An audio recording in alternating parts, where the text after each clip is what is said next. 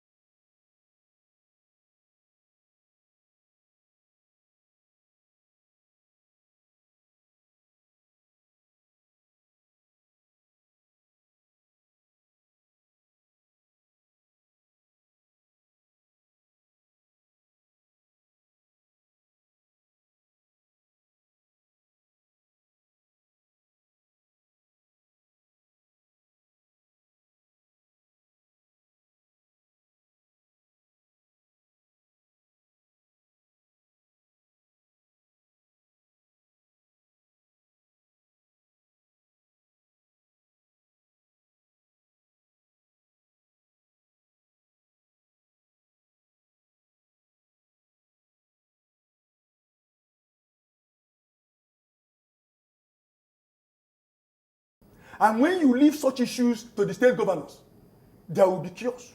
Workers will be deprived. So that it doesn't look like anyone is against workers' increase. Yes. We're trying to bring this to the fore so that it looks so that you can better understand it and say perhaps maybe Labour hasn't done a good job of this. First, that there can't be uniform minimum wage. That was why unconsciously You said some states were struggling, because truly we will definitely see states that will struggle to pay. Why they are struggling is what we have to ask ourselves. The minimum wage. And don't also forget that the kind of minimum wage that labor is asking for is the kind of minimum wage that falls on every cadre, every level. So if you are even a director, the minimum wage also affects you, which shouldn't be. So have you been able to put it in a way, in a better way, that you can say, okay, this is what we're gauging per hour, or this is the blue collar, and even the blue collar workers that will benefit, while this ex-worker will not be a beneficiary of this minimum wage? Do you understand the basic principle behind the wage floor? What it tells you... It's because of my understanding of it. That's why I'm bringing these questions. The wage floor is essentially to protect the weak. Essentially to ensure that every worker, no matter where you work, no matter how small you are, is able to get something at the end of every month that can take care of him and his family. And that floor is not something that every state or everybody must be held on to. But you, as an employer or as a government, okay, cannot go below that floor. But you can go above it. I was just trying to give you an example of Edo State. They have chosen to go 25,000. So it doesn't make it uniform in Nigeria. Lagos State, for example, pays higher than some other states. Okay? But you cannot choose to go below a wage floor. Because the wage floor is to protect everybody across the board. But in Nigeria, it's also funny. Despite the fact that the 18,000 minimum wage has been passed, how many people? If you find people that have been paid 5,000, people that have been paid 7,000, people that have been paid 10,000 every month, that is criminal. And so you find out that a large majority of the population, a large majority of the workers, especially in the informal sector, are the ones that are receiving 5,000 every month. It's wicked to pay somebody 5,000 every month, and people are receiving that 7,000 every month. Are they within the framework of your union? You see, the minimum wage, the informal workers are their workers. Once you are a worker, like you, Suleiman and Chamberlain, and Mombe, you are workers. The minimum wage affects you. These issues we're talking about affects you. It affects everybody. And so, what we are saying is that even those ones that are being paid 5,000 ought not to be paid 5,000. It's against the law. Though the law in Nigeria is skewed in such a way that those ones are exempted. They said no, it's only when you are employed in an organization that has 5 workers and up. That is when the minimum wage affects you. But that is not the way it's applicable in other societies. But labor subscribes to that. We don't make laws. Government made the law. They met the law. We didn't. They are the ones that made the law. And when, as we are talking about it now, some people are maybe somewhere saying, labor, they are troublemakers. We are not troublemakers. We are only trying to ensure that lives are made better for Nigerians and for Nigeria itself. You know, a lot of people will appreciate that. I mean, definitely people will be happy that labor is, looking to increase for an increment for workers. But then a lot of people will also say, let us look at the context. I mean, if we keep comparing ourselves to international, to other countries, for instance, other countries outside our shores, can we also adopt some of the practices that these people imbibe? So for instance, in the UK and the US, where you talked about where they have a floor, they also talk about a floor per hour, for instance. So you can be abroad and you can do as many jobs as you want to in one day so that you can make you can live up to what it is that you want for yourself. Is it also possible that labor can begin to look in that direction here in Nigeria? Now, when you talk about the hourly pay, yes, okay, essentially you're talking about an aspect of productivity. yes. One thing I want to tell you is that the Nigerian worker is highly competent and productive in his work. But sometimes where you find issues are where the employer is unable to equip the worker to do what he ought to do. Now, the labor movement has responsibly looked at the issues involved. You find out that in the private sector, salaries are moving up, especially in the organized private sector. Salaries, within this period, have been moving up. They don't have serious issues with what we're talking about. A lot of them are even paying more, especially the organized private sector. I'm not talking about the unorganized. Now, it's the public sector that is complicit. It is interesting. You say there's organized and there's a non-organized, but I'm not going to go into that differentiation. Talking about hourly pay, is it possible? Hourly pay is possible. Yes. Okay, but it's not yet the law. Is it something that Labour can negotiate? There's nothing in the law stopping it, is there? There is nothing in the law that stops negotiating hourly pay. But what I'm saying is this, okay, that since we work on the threshold of the monthly pay, if the government now says we want to negotiate with you on hourly pay, we are a negotiating platform. We are willing at every time to negotiate with the government. If we like hourly pay, we say we like hourly pay. No. If we don't like hourly pay, we say we don't like it. If we say weekly pay, that we want weekly pay, that is what we get. If we say we want monthly pay, that is what we get. Hourly pay, 8 hours a day. All we need to do is to probably begin to split it down from what we get at the monthly level down to hourly pay, if that is what we want. But for us, what you're talking about essentially is about emerging labor relations. These are new labor relations that truly is dangerous. That is the truth. It's dangerous to a society like Nigeria. You see, we go out there and we copy constructs that won't help us as a nation. We speak more Oyibo than the Oyibo. And that is a basic problem that we have. You think, just a moment. We do. You think that hourly pay would not be profitable to us as a country? No, when the government, if the government asks us to consider hourly pay, no problem. We'll sit down and consider and look at it. If it is beneficial to us as workers, and if it is beneficial to you, okay, to Nigerians, what stops us? But if it's not beneficial, we'll say no. The reason why I say this is because Labour seems to be very concerned about the minimum wage, about the blue-collar workers. But oftentimes when there's negotiations are done, it is done across the cadre. I mean, so for instance, if somebody is receiving 18,000 naira minimum wage, whoever it was that was on that level before, before it was increased, will have to move up as well. And it goes up that same way through the ranks. And before it's happening, you have a very big salary wage, as it were,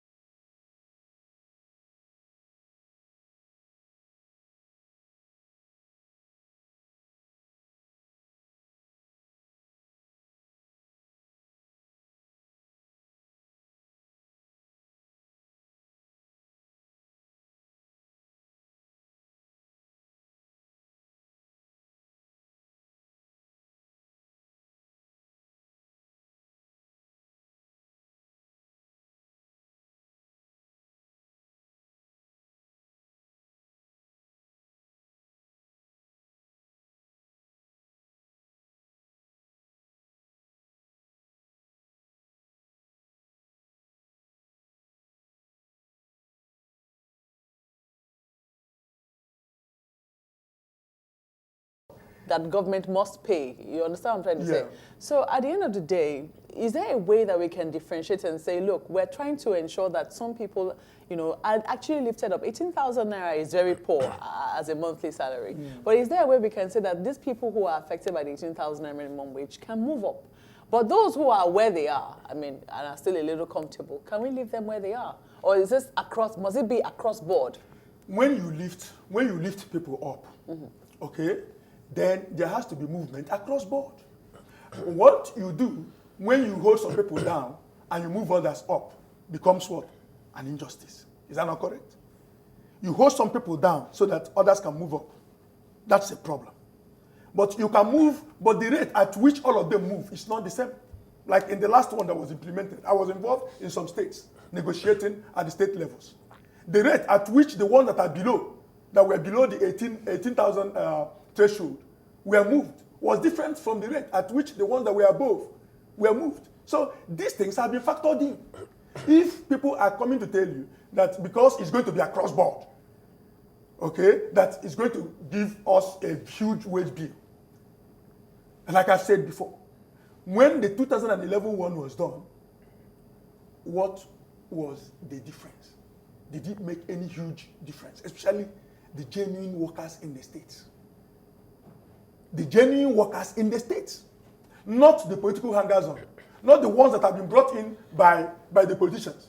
We are talking about the people that are the workers, the people that do the work on a daily basis. When you speak about the genuine workers in the states, many will ask, where has Labour been all the while? Because year in, year out, almost on a regular basis now, we see different governments talking about how they've got a challenge dealing with ghost workers. And these are people bleeding the economy.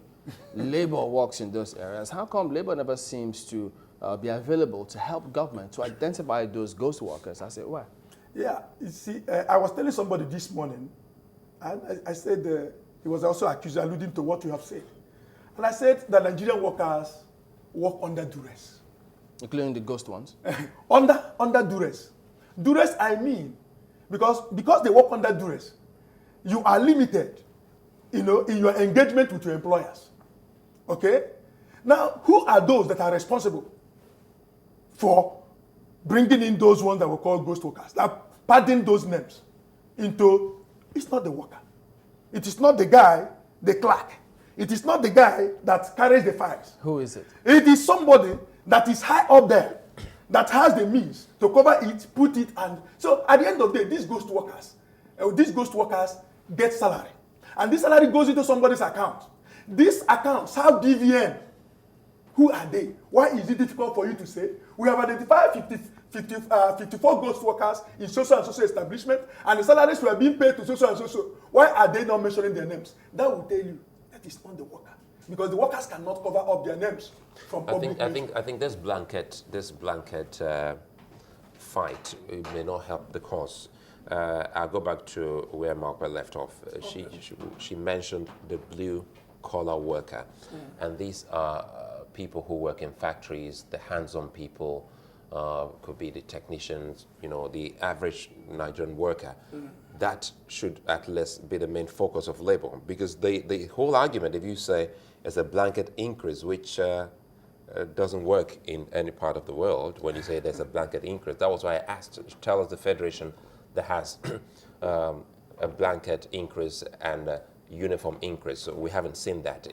So if you bring in focus the blue collar worker and you say this is what he or she earns at this level, then the man who is high up there, for instance, let's break the words down. Those who are directors or supervisors, you say they can't be held down, but there's a way the minimum wage will affect those ordinary Nigerians to the extent that it doesn't really come to the level of the supervisor, but it will get them going.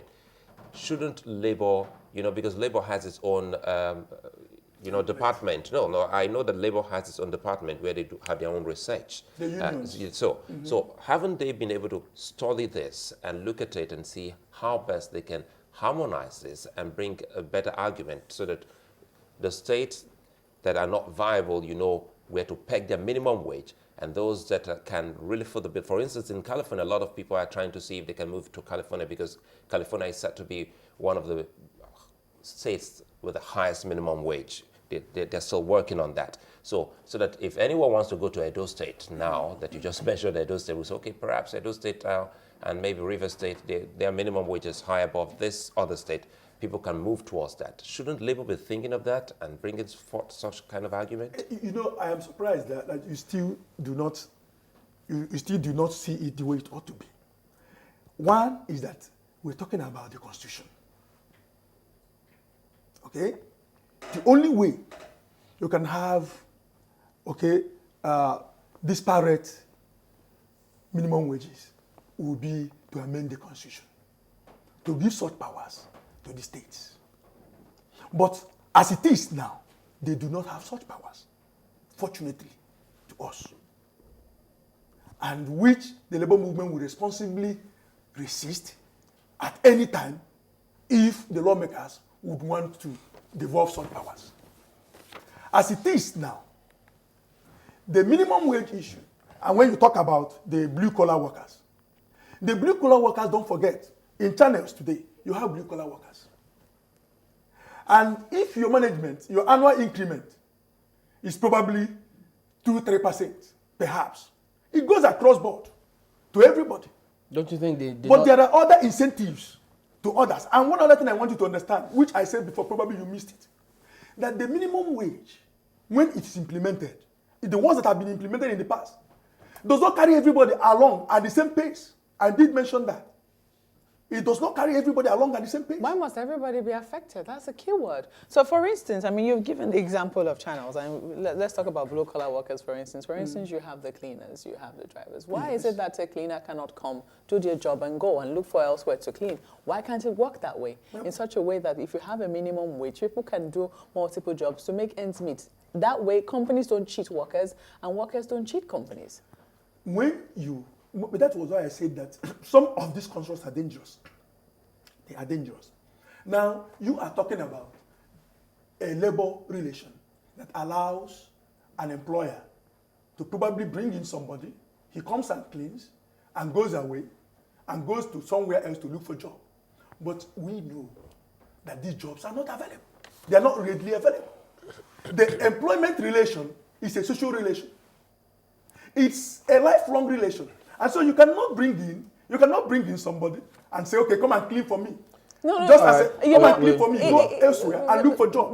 Now, if it's applied to you, would you be comfortable with it? You know, I do not agree with that. With that, you know, because Nigeria is a country that has so much to be done.